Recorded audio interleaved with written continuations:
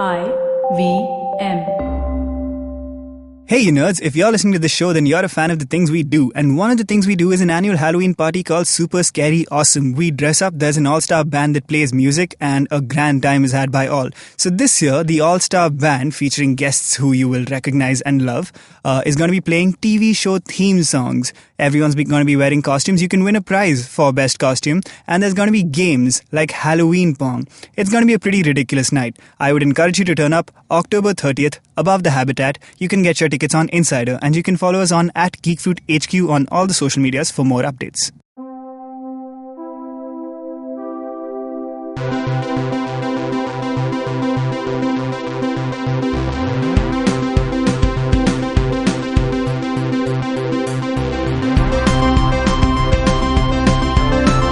Hey everybody, welcome to the Geek Fruit Podcast. It's me, Tejas, and this week I have Jishnu.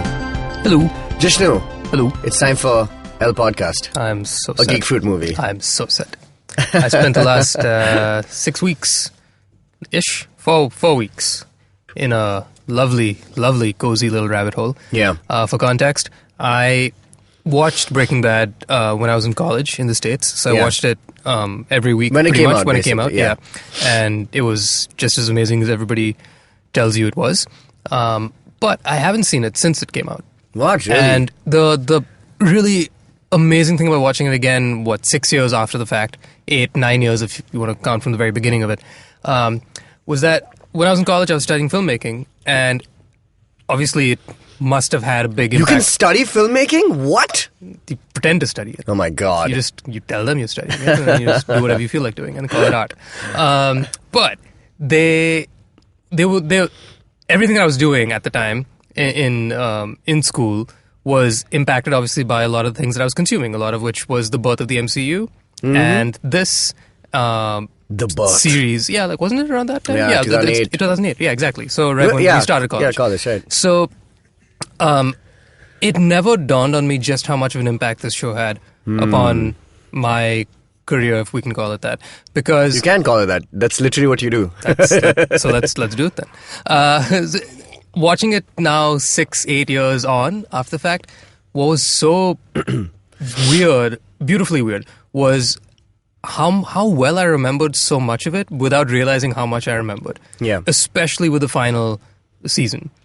In particular, the last 3 episodes. Yeah. Because the last 3 episodes are the most hard-hitting in the show's history, yeah. For some reason... well, arguably, but anyway. I mean, you could go on for that for days. But with the last 3 episodes, the thing about them is that they're so visually distinct and specific in the way that the storytelling is done. Yeah. I've never found myself more enamored by the opening credits list ever in my life. Yeah. I've never found myself really placing bets on who's editing which episode and who's shooting which episode, because this is one show that I revere for its use of silence and letting the camera do all the work for you, and then very little dialogue. You know how much I love the Russos and their use of very economical dialogue writing, and just say the words that need to be said, no more, no less. It's mostly the writers, though. I mean, them and Whedon, who do that really well. But yeah, I get it. No, I completely understand. In that vein, this last the last couple episodes of Breaking Bad, like as everybody says, it's one of the greatest endings of any show of all time. Yeah, I think it's up handled there. Beautifully. Very well handled. And which, now when it comes to El Camino, we're going to spoil the whole damn thing. Of course there's no point in talking about this. No, we must spoil because if you haven't seen it, the one thing that we can tell you is,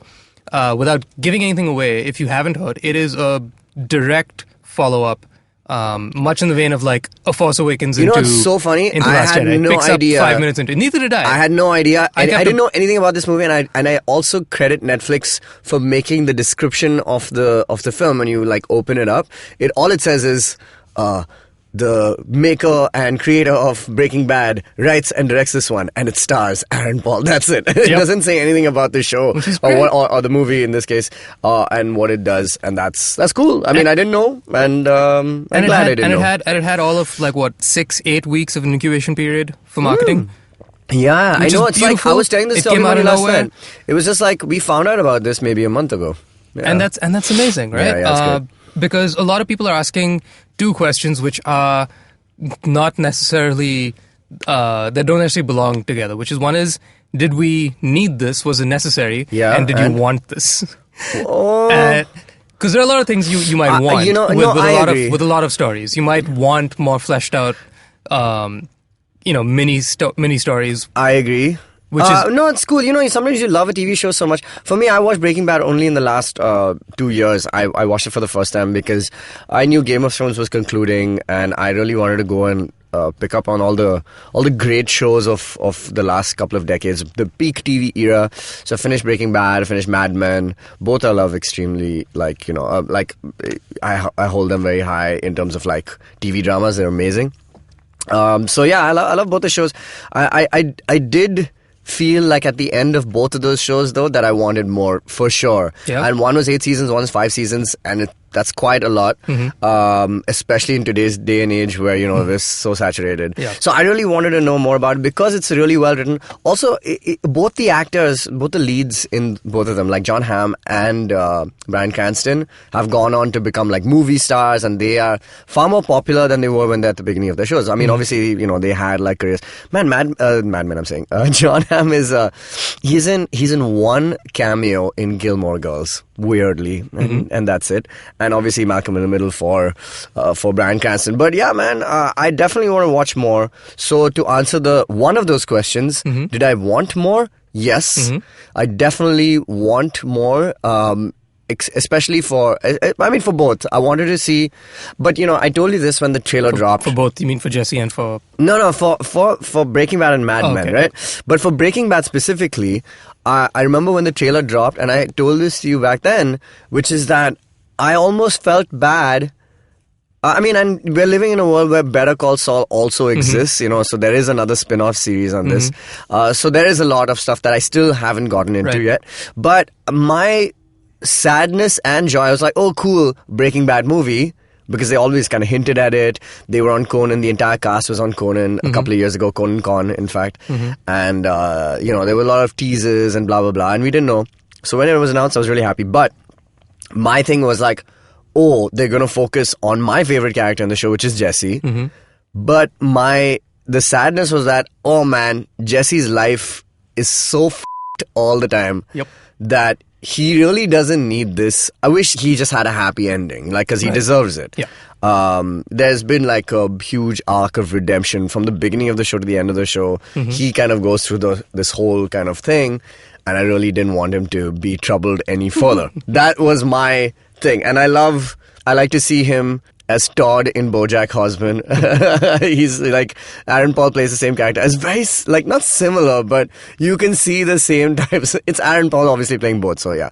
Anyway, so I didn't really want to have this happen to him, but now that I've seen the movie, it's cool. What did you think? Cool is understatement, but... Did you like this movie, Jishnu? Oof. Right? Oof is the word. You liked it? Very much so. Okay, cool.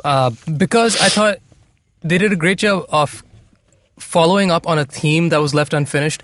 I can't say enough good things about Breaking Bad and the way they ended it and how they tied up Walt's story. I think Walt's story is done exquisitely well. Yes. And it's wrapped up with the perfect little bow in that he gets exactly as much as he should, no more, no less. He gets he gets what he deserves. Perfect amount of redemption, and also you're an ass and you deserve exactly what you get. But he gets it the way he wanted it to.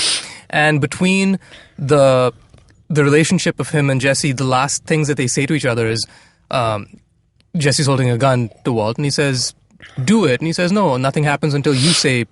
Until you say it, I want to hear you say the words. And he says, "I want this." And he's like, and then he says, "Then do it yourself." And that's amazing because the whole way through the entirety of the show, it's the fall of the good guy, right? It's a very quick trajectory downward. Yeah. And then he just maintains power over everybody, and therefore you root for the guy because he's cool. He's literally the cowboy with the black hat.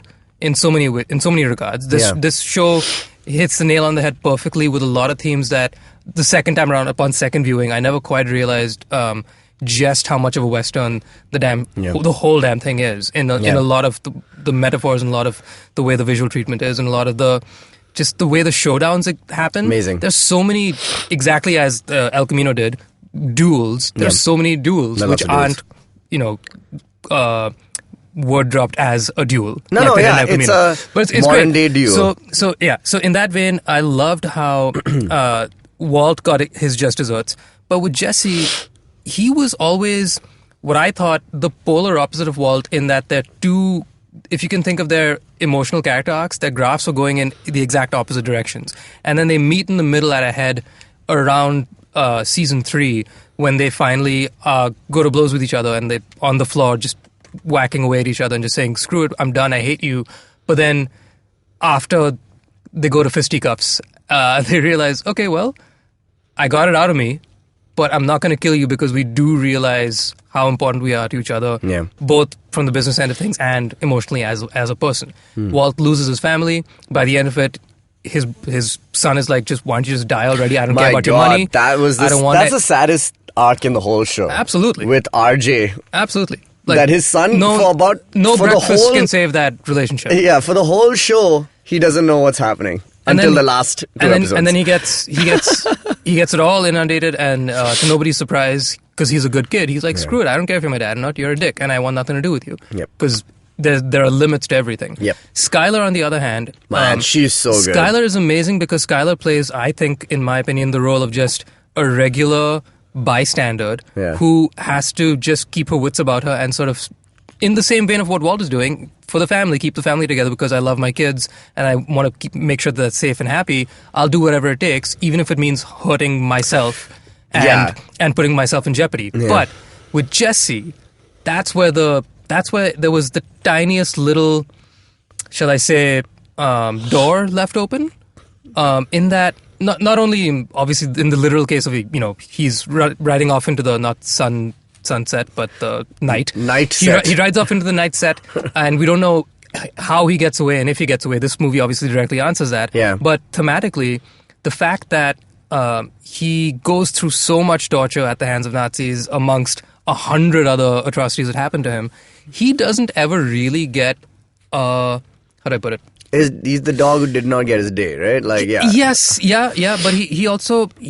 in the vein of how, like, Walt finally, I think one of a line he has in the, I want to say last episode, maybe the penultimate episode, is something about the fact that it took him this long, it took him his whole life to find something that he's good at, that he truly believes in. Because, he made an amazing company, he loved teaching, he had a great family and all that, yet he never found something that was like a genuine passion of his that he could, like, fully give his all to, as just the art of creating.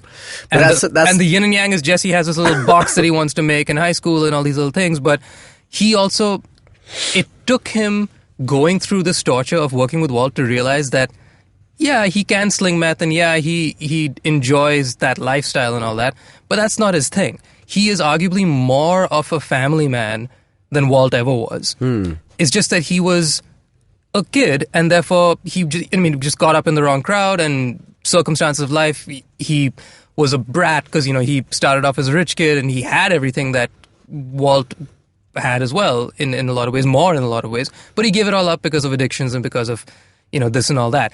So what I loved about El Camino is, other than the direct follow-up and be like, so what exactly happens when he pulls away from that place? Like, does he turn the corner and cops happen or not? Is the fact that you get an answer to how the hell can this guy come out of this on top, regardless of just escaping from the cops? How can he as a person just continue? Like, the PTSD of all this was my favorite thing about this. The fact that obviously I wanted to know the ins and outs of exactly what he can do, and I love seeing Badger again, I love seeing Skinny Pete, and love seeing the friends help him out.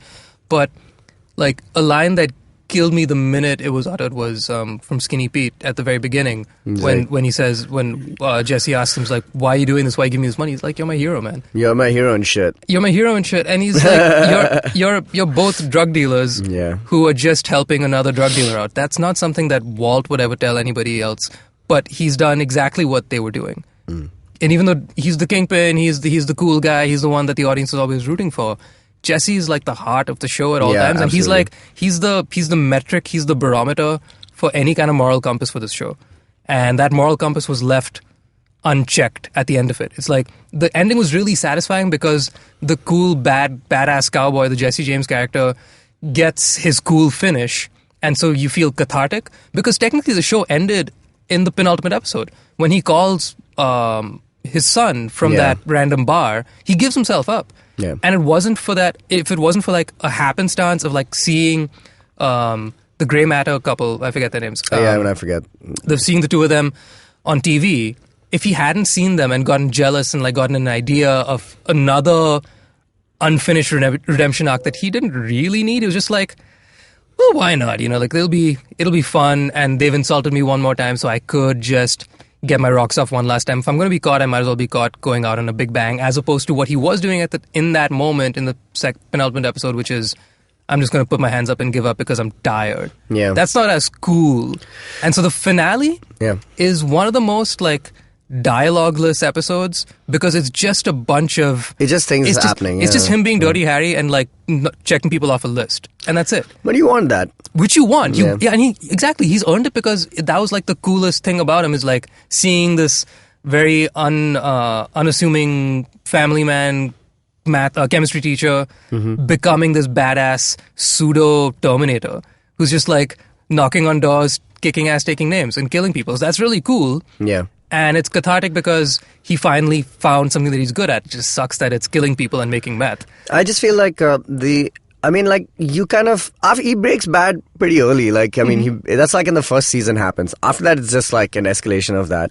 But I think that the nice thing about the last episode in the series, at least, is that, you know, he finally, I mean, until just 2 episodes, until the end of the show, he still wants to kill Jesse. And at the end, he's just like, okay, cool.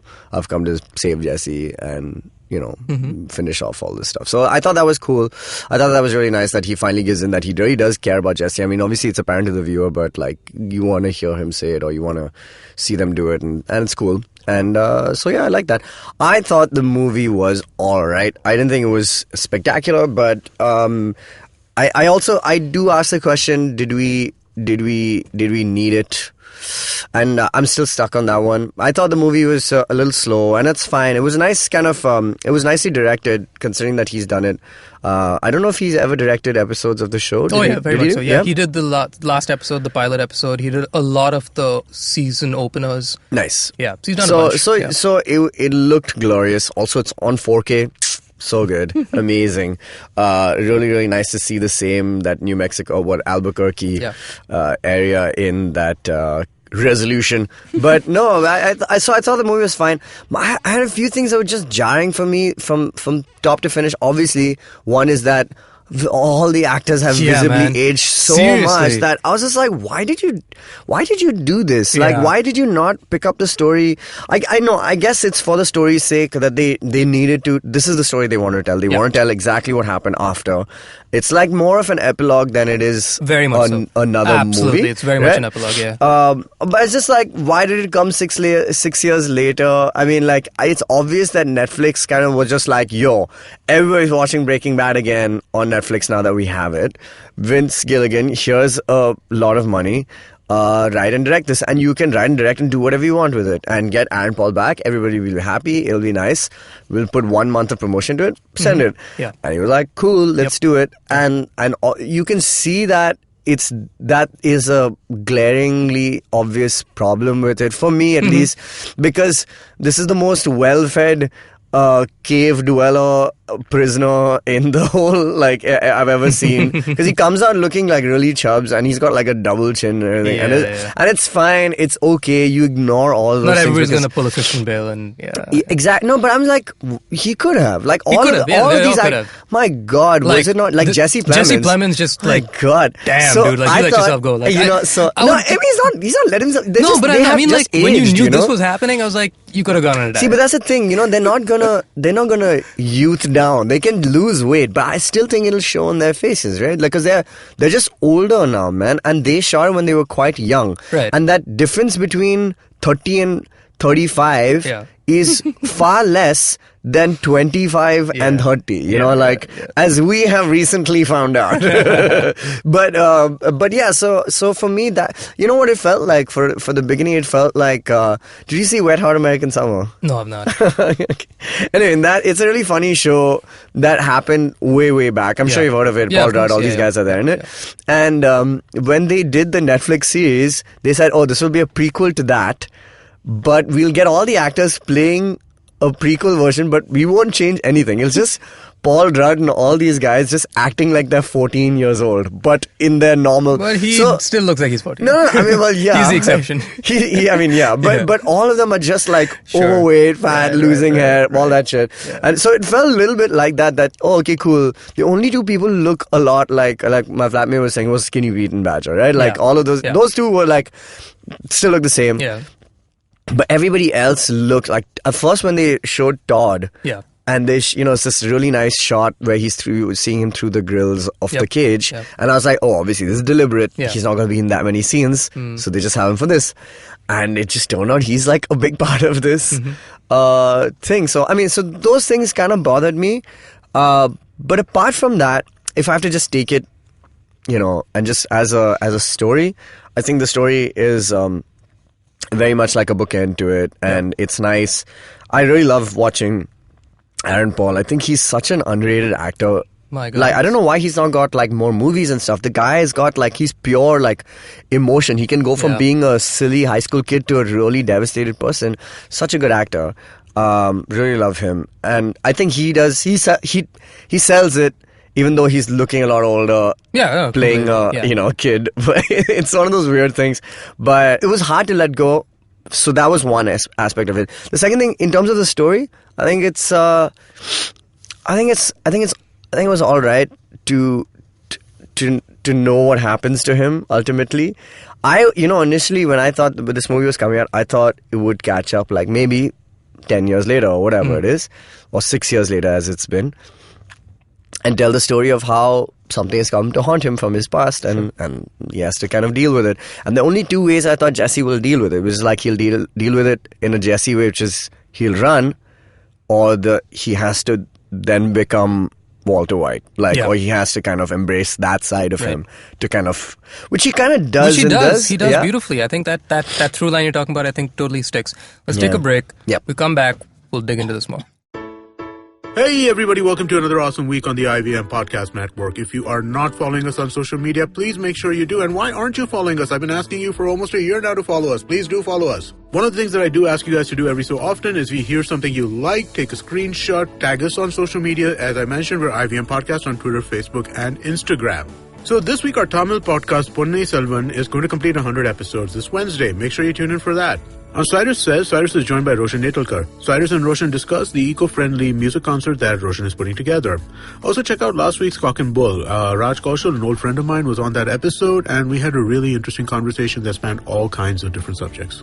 On Advertising is Dead, Varun Dugirala is joined by an old friend and head of agency partnerships and creative services at Google India, Aditya Swami. They talk about the evolving marketer in today's time. On Football Should Ball, hosts Gaurav, Karthik and Siva round up the weekend's fixtures, most notably Liverpool versus Tottenham. On Golgappa with Trupti Khamkar, Trupti is joined by Mandar Bhide, a stand-up comic who talks to her about the business of content and some fun experiences doing shows. Speaking of shows, on Mr. and Mrs. Binge Watch, Janice and Anirudh talk about HBO's new teen drama series Euphoria. And on the Geek Fruit podcast, we have a treat for the Breaking Bad fans. Join hosts Jishnu and Tejas as they discuss El Camino, a Breaking Bad movie. Simplified is back again with part 4 of their 150th episode. In this episode, they talk about the implications of Brexit and the transformation of Dubai. Speaking of other countries, on Postcards from Nowhere, Utsav talks about his trip to Turkey with his friends and how you can curate your travel to make them the most fun and memorable experiences.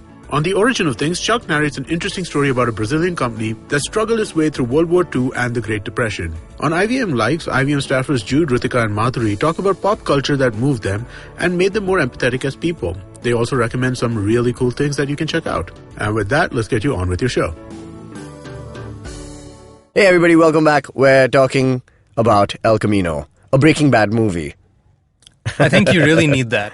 It needs to be stated it's a Breaking Bad movie. Unlike most things, because, like we said, it's an epilogue. A Breaking Bad epilogue. It's because, you said, it's a little bit slower. I like right? that, and I think by design, because One big thing to notice about about the final season of the show is that the whole way through, the show is incredibly linear and very day-to-day. A lot of seasons end and the subsequent seasons begin almost immediately, like a day later, at most like a few weeks. Well, barring the last season of Breaking Bad. Exactly, barring the last season, right? So now the thing about the last season, like I said, the finale is in itself a bit of an epilogue of Walt's... the whole journey to Antarctica. Right, because like I said, he gave up. He was done. He was perfectly happy. No, not perfectly happy, rather. But he was out. Content with being done. It killed him. It defeated him to hear his son say, "Why don't you just die? I don't want your money." But he was done. He calls the cops, gives an anonymous tip phone call, and says, "All right, come and get me. I'm done. I failed at what I set out to do." Until he gets just one tiny little bit of stimulus from seeing the couple from Grey Matter give him a pot shot, and he's like, "Screw it. There's somebody still out there that doesn't like me, and I have a grudge and a vendetta against him." And right? he has to go out in a blaze of glory. That's pretty much so. it. In that vein, that last episode, those last couple episodes, are the only time I can think of where there's a significant lapse in time. And in that vein, I think having this particular story, this El Camino story, coming back to the insular route of just like blow by blow exactly what happens on pretty much one day or like one night for the most part. Yeah. I think by and large. 1.5 days. 1.5 days, not too much. I think it works because that's kind of what's always grounded this show in that it's just been, how do you survive through your own incredible self-flaws that you have to hide from other people and then rely upon the people you trust the most and hope that they don't stab you in the back, even though they are, like yourself, meth heads or drug dealers or whatever the hell. Like, there's honor amongst thieves and things like that. Like, that whole thing keeps it really grounded for me, and it was keeping it so insular. Very much in the same universe. Like, there was nothing fresh about the world that they wanted to introduce.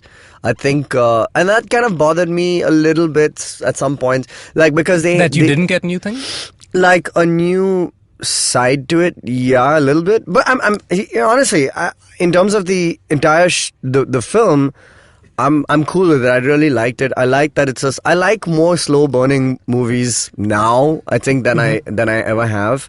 I mean, because of how movies are. Like, I recently just watched Heat again, okay? And Heat is like this 2.5 hour movie with Pacino and Robert De Niro. And, it's like you watch and you're like, oh my God, The Dark Knight is just like pulls so much from this. And that movie, I kept thinking, it's like, oh, but why don't they just come on, man. It's called Heat. Yeah. But it takes its time, and obviously you're rewarded by the end for it. And this kind of reminds me of those like a very 90s kind of like slow, like it's an action film kind of. It's like a drama, but it takes its time to get to the point. I don't know if the point was, I don't know, are we just happy to see Jesse kind of, I guess there's no other end for him, right? Like, what is the end for Jesse? I think this is my thing. I think it's the brilliant use of a Netflix. Yeah, I agree. Having the ability to just put out one quick little thing. It's a one shot. It's an extended one shot, right? Yeah. It's not big enough for theaters. It's not a gripping movie that's going to like keep you on the edge of your seat. I agree. Because if you're going into it clean. In terms of like all the TV shows that have had films come out after it and tell another extension of that story, I think this is one of the better ones. How many can you think of? I can't think of all that many that are worth remembering. Okay, this has been like, what do you call it? Sex and the City. Okay. That are worth remembering. Yeah, that's what I'm saying. Sex and the City, Entourage. Yeah. I can't think of any others. But like the ones that I can think of never really do it justice. Unless you go down the rabbit hole of the superheroes. Like a Batman who began... I mean, sure, in TV, but that's a completely different thing because then you make your no, your but I'm own talking unique about story. the IP starting off on television. Yeah, IP starting off on TV and then moving on to it doesn't. Yeah, so I think it doesn't need to happen. It does. Oh, I mean, none of these things need to happen. Because the thing is, by design, a TV show is it works for that format as such. Yeah. It's like you're meant to just like dig into like a day by day kind of a thing, and therefore, if you're going to say, well, this one particular day is worth a movie. like if you took the entire catalog of Breaking Bad mini stories, calling in each episode or each season arc, I guess, a mini story, which one is deserving of a movie? I don't know if any one of them are, because they all need to be like really slow of course. burn. You can't get to it right. without, Therefore, to that end, to continue that engine of Breaking Bad of being a slow burn with insert a beautiful aggressive set piece action sequence here and there, those action set pieces work because you've had that slow burn, because you know these characters so well. All it takes is one freaking look from somebody to make your mind go, oh my god, he looked at him funny. And then you freak out. And you can't do that. You can't get that kind of execution if the story is limited to just 2 hours and it's going to be as big a world. You know, you're right. I mean? If the world gets as big as like 100 characters, this is a 7 cast member type of I thing. get it. I totally get it. They must have even shot this in like a month or 3 something. months, yeah. Boom. There you go. They must have shot like literally 3 months ago or something. They probably spent most of the time hiding. Yeah. Like not letting on. Yeah. But, so I think the film is fine. I'm just like, okay, cool, I watched it. But now I'm just like, it's like, whetting your appetite. You're just like, okay, cool, is that it then? And did we need it? I get that whole question with watching it. I mean, I love seeing all the characters come back. Let's talk about, I'm spoiling this whole film. Obviously, there are some very special cameos in it, which I don't...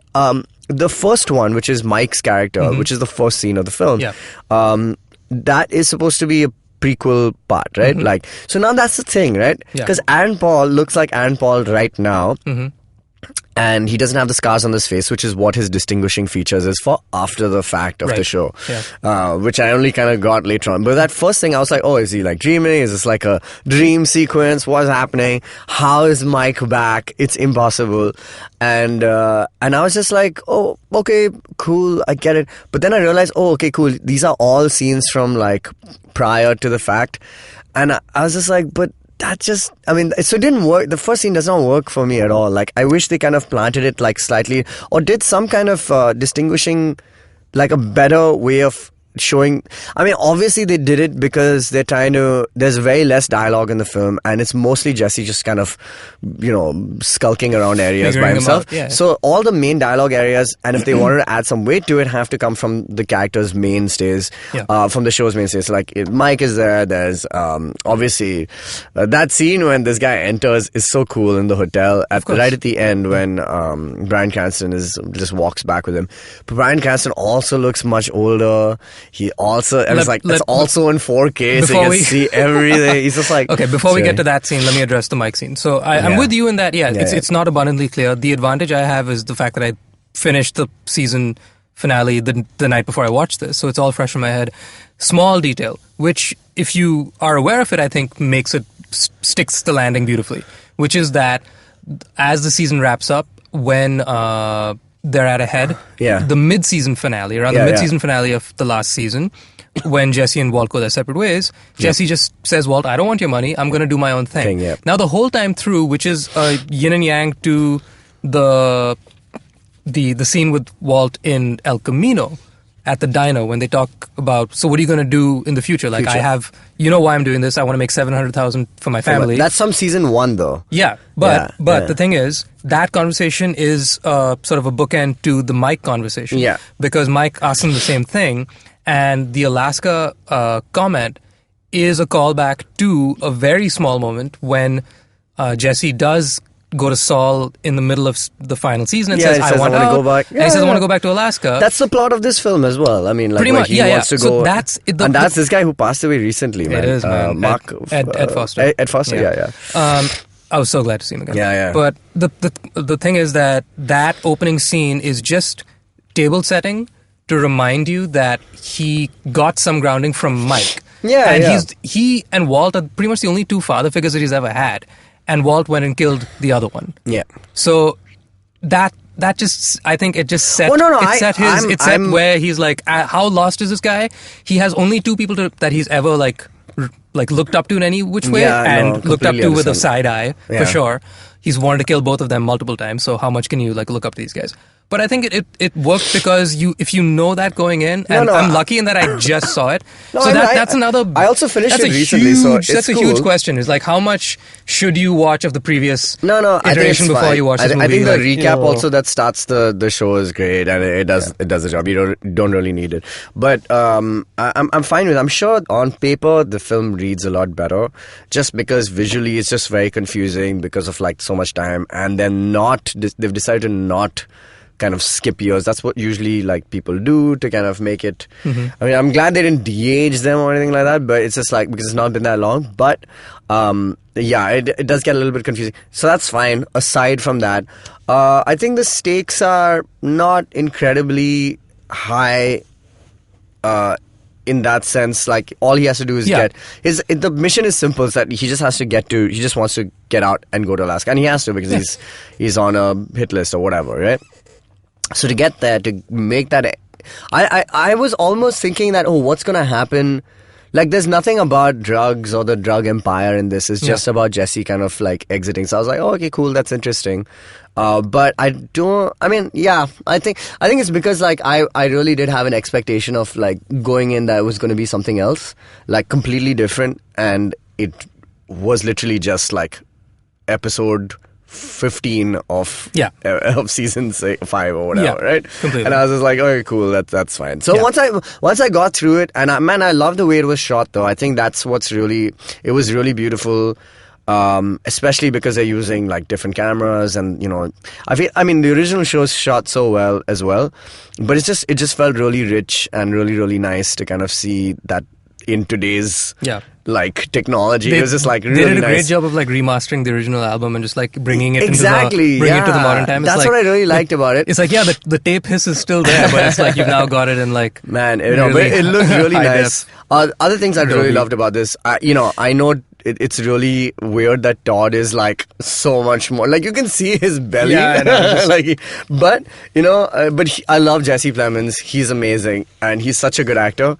And the thing I love about Todd is that he's a proper sociopath, right? He's like a straight up sociopath who can have a conversation about anything while murdering someone. It's just amazing. And he's obviously one of the best parts of the last few seasons, like just that he's but he really owns it in this one. So so I thought he was great. I'll tell you one grievance I had. In the vein of Todd, the grievance not with Todd but with his cohorts. I forget his name. The leader of the gang who keeps a third of the money. The guy who decides to keep the candy welding the candy welding guys, right? Yeah. Now, considering I had just seen the thing, right, I was amazed that I didn't recognize, like when the flashbacks were happening. I didn't either. And I was just like, who the hell is this and guy? I thought they were going to. I thought that was it. He's like, you don't recognize me, but then they do show that scene, right? So now, I was like, which cool. is a scene that doesn't exist. Of course, it doesn't. So now. That was my tell me only, a thing. what? Does he not? I don't remember this, but this character does not feature in the last show, right? He doesn't. No. Got it. Or if he does, he's so damn tertiary that they built a new thing. Absolutely. Now, the only reason I think that bugs me a little bit is because everything else about this particular story, with regard to all the characters that are included in this, unnecessary for his redemption arc. He needs another obstacle to overcome just for him to get there. It's basically, as you said, it's episode 15 or 16, whatever, of the episode 17, I guess, of the final season. But if it's just about Jesse has to leave the compound, he has to get safe, he has to ditch the car, get some money, and then go meet Ed, basically, and get the hell out. If it's just that simple, it's going to be pretty boring. So we need to insert some sort of obstacle bad guys for him to have to kill and get there's a very nice Jesse James metaphor of the fact that this is the guy who has literally chained him to that chemical, that factory. So the physical manifestation of a guy who's holding him back is poignant, and we get it. It's cool. Absolutely. Yeah. Now, I would have preferred a lot more if they had just picked, I forget his name, Lenny, I think, Kenny, Lenny, whatever. The other guy who also has a small cameo, the guy who places the bet for Correct. $50. Yes. Like, that guy's great. I was He's like, awesome. Why, I don't know why we couldn't have he dies. He dies, but I mean, like, why couldn't we just have like other people that we've seen that are similar tertiary characters that have like abused him and just been Bill Burr. Bring back Bill Burr.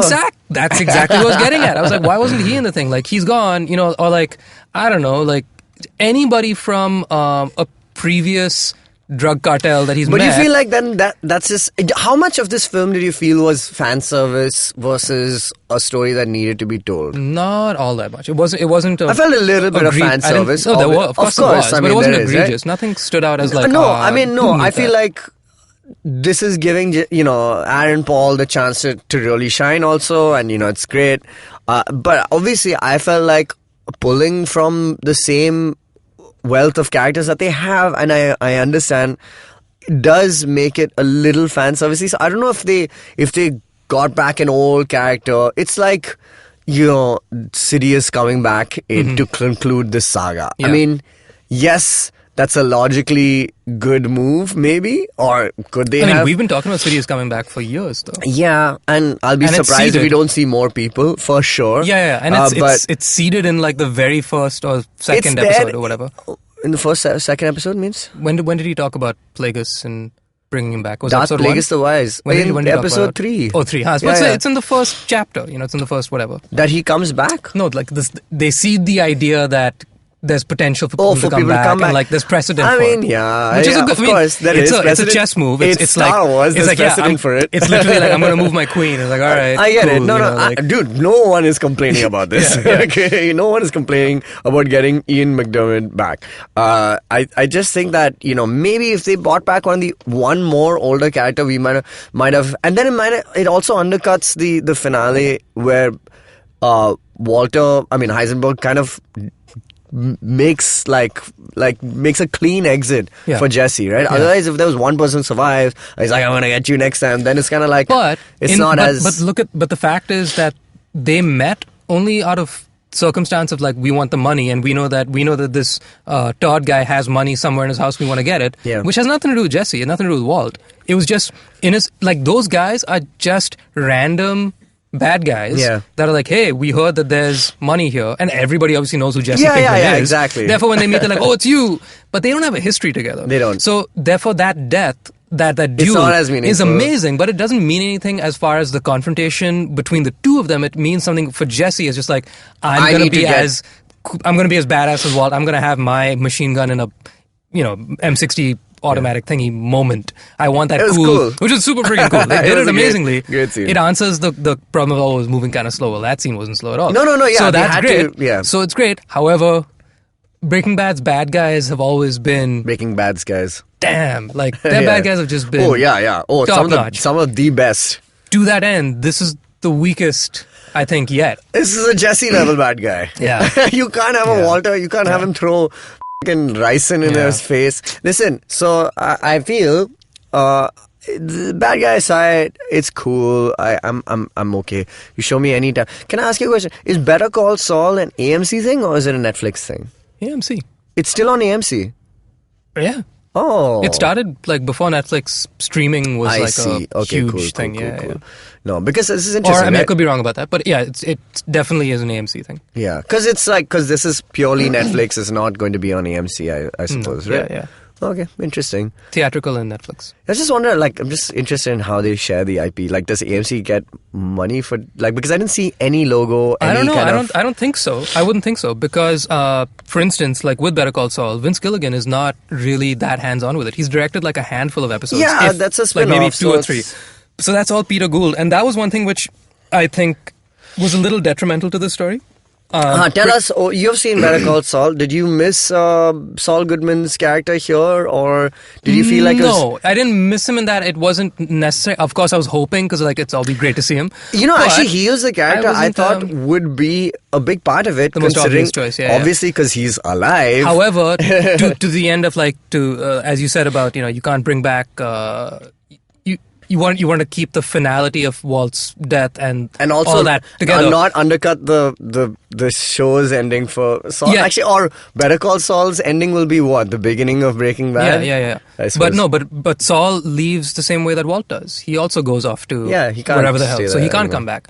If you bring Saul back, then when Jesse leaves at the end of this movie, you're like, oh, but if Saul came back, then he can also come back, man. You know, there's that, what is that movie, man? Treasure of Sierra Madre? Actually, I don't remember which one it is. It's one of those movies, I don't know what the plot is. I don't know which movie, what the name of the movie is, but it's that movie, somebody help me, where it's about this law that exists where if there's money been stolen, basically, from somewhere, and if it's not found for a specific number of years, I think maybe 12 or 13 years or something like that, then it becomes it's non-claimable, and you can't be held accountable for it in a court of law or whatever. It's a really old movie. So I swear I thought that was going to be something like that was the plot. So basically in that movie what happens is these guys, these thieves, they steal the money and then they stash it away somewhere, and they were like, we're not going to touch this for these many years, and so one day we'll have it and we'll be free. But it's the story about the 3 months before that, 12 years later, greed and everything kind of gets to everybody, and they try and take it, and they all get caught. So it's a really, really good story. I can't remember what the name of the film is, but I thought this would be like a 10 years later kind of thing, and we'd get Saul and these guys back because of some one last ride kind of thing. And I know, because I thought, I'm okay because I got the ending that I've always wanted for Jesse, which is good. Yeah. Which is this Antarctica thing, or like, Alaska. So whatever. It's not Antarctica. Other hemisphere. Well, sorry. No, you couldn't the be Arctic Circle. Yes. So I thought it was fine, but just the way, or El Camino, the way he got there, is fine. Yeah, it's fine. Yeah, it's all right. I'm with you. I'm not upset at all. Absolutely. I completely understand where you come from. Yeah. So, but hey, man, I had a great time. Yeah. I mean, it's always good to see characters from a show that you love. If they announced a Mad Men movie, I would fucking lose my shit. So, have you seen it? Have you seen Mad Men? I haven't finished it. Man, honestly, I attempted. That's one show that everybody is like, I'd never seen it. Okay? If you can get past like the first two seasons, that's not true at all. Because I've attempted the first season multiple times. I haven't made it past like episode 6. Well, anyways, but the point is, like, for me, that show it just towards the end, and the way it the depth. You know, it starts off. It's like all these shows start off as their plots. The show starts off with the plot that he's a chemistry teacher. He's dying. He wants to make money for his family. He joins a drug empire. But then, and in Mad Men, it's a show about advertising and this guy who's like the king of advertising. But then these shows become less about those things and more about humanity and what it takes to be. And these are the characters that we, like, everybody, becomes bros over. Like, oh my God, but this is the depth of, like, people, like the worst parts of people who we celebrate when we watch television. Like Don Draper or Heisenberg are the pits of humanity. They are the worst kind of people, and yet we celebrate these people because they're so evenly portrayed, like so well portrayed and so grey. They're not black and white. They do some amazing things that make you cheer. They do things and you're just like, how can I like this guy? He's an asshole. And you still want to know more about them and watch more because we're so curious about it. And I love that. So when these shows get over, you're just like, okay, cool, I'm free. I don't need to watch this guy's life anymore and feel shitty about everything. But when they come back in these forms, you're just like, oh yes, I'm going to watch more. It's insane, man. Like, I just find that, and there's so much, and that's why they become so much more compelling than, any other type of random show which doesn't really kind of focus. I mean, it's like not a sitcom, I'm not shitting on sitcoms or anything, but yeah, I just find that really fascinating. So in that vein, as you said, it's when the show runs long enough, it stops becoming about the plot and about the characters and it's about the character development. And so if they came back with a 10 years later and we have to come back for one last ride because a thing has happened, a plot movement has happened. Like you said, there was a time limit on the money, and now the money is available, so now we got to go get it because of things. That would have nothing to do with the where the characters are. That would just be circumstantial of like, hey, you did a thing way back when. I need you to come back and finish the job. I agree. Yeah. So because of the fact that we now know Jesse so well, the two biggest cameos in this, the Mike and the Walt cameos, are the best memories he has of these two guys. And Jessica Jones.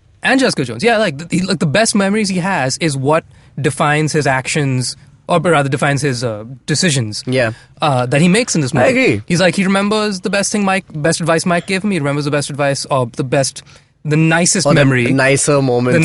Nicer moments of Walt before things went to shit. And he's like, all right, let me just hold on to that and try to ignore all the BS just so I can get through the damn day and then like just start again. I agree. No, it's such a Jesse story. It would be very...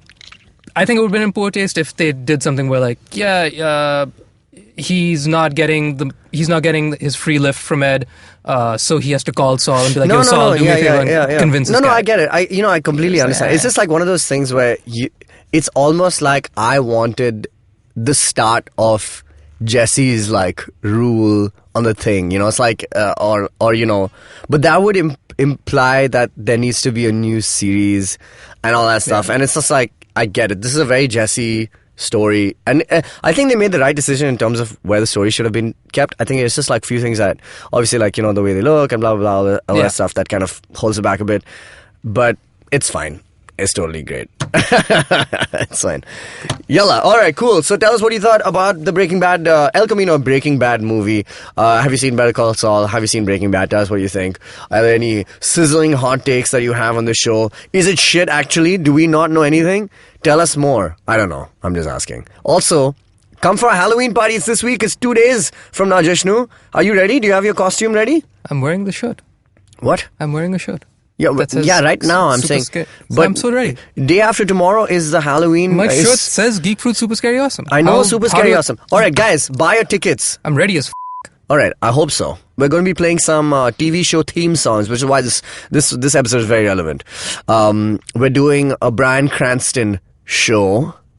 That's all I'll say. One of the shows. We'll do its theme song and more. There's Halloween Pong. There's some other stuff. Make sure you come, buy tickets on Insider, and we'll see you there, Jishnu and you nerds.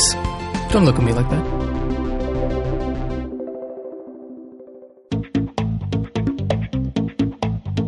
Advertising is dead. Yep, you heard me right. Advertising is dead. We're all in the content business now.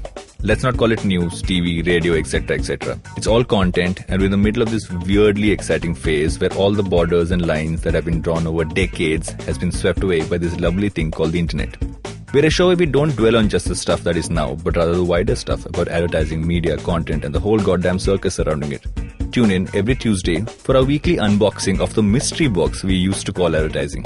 I'm Varun Dugirala, co-founder and content chief at The Glitch, and this is my new podcast, Advertising is Dead. Hey, this is Shidaditya. And I'm Amit Doshi. And we host Shunya One. It's a really fun podcast where we talk to some of the best entrepreneurs in the country. Yes, talking about everything from their startup challenges to what they're building and all the future of technology right here. So catch us on the IVM Podcast website, app, or wherever you listen to your podcast from.